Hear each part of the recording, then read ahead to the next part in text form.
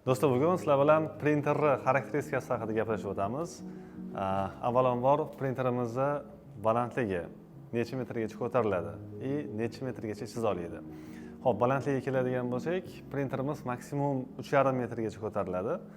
3,5 metrda devorga to'liq qoplanmaydi, texnik zazorlari bo'ladi.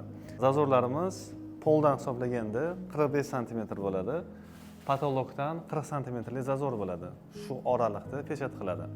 Ana endi 3,5 metrni devorni patolog balandligiga qarab bemalol kichraytirsa bo'ladi. Mana misol uchun hozir patolog kichkinaligi sababli printerimiz 2 metrlik holatda turibdi. Enaga keladigan bo'lsak, relsi ustida pechat qiladi. Relsimiz umumiy hisobda 6 metrlik rels bo'ladi. Har biri 1 metrdan bo'ladi. Bularni etiklik devor uzunligi 6 metrdan uzunroq bo'ladigan bo'lsa, chizib bo'lgan qismini relsini ajratib turib, keyingi tarafiga ulab turib, cheksiz pechat qilsa bo'ladi. Vazniga keladigan bo'lsak, mana hozirgi mana shu turgan holatini o'zida yarim yig'ilgan holatda desak ham bo'ladi, 45 kilogramm atrofida bo'ladi. Lekin biz buni yanada yig'ish imkoniyatimiz bor. Yana yig'ganimizda qismlarga bo'linadi va eng og'ir qismi 32 kilogramm atrofida bo'ladi. Ya'ni bitta odam bemalol ko'tarib turib mashinaga yuklash imkoniyati bo'ladi. Ana endi printerimizni qanaqa qilib tashib yurish mumkin? Nimada tashiladi degan savolga ham to'xtalib o'tamiz. Printerimizni istalgan yengil mashinada, avtomobilda tashish imkoniyati bor.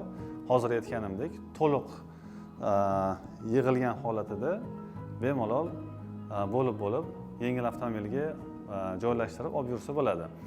Lekin shu joyda aytib o'tishimiz kerak, yarim yig'ilgan holatida unchalik ham ko'p vaqt ketmaydi. Lekin yarim yig'ilgan holatida bizda lavoda olib yurish yoki qanaqadir gurzovoyda olib yurish juda ham qulaylik yaratadi. Ana endi xarakteristikasi haqida to'xtalib o'tdik.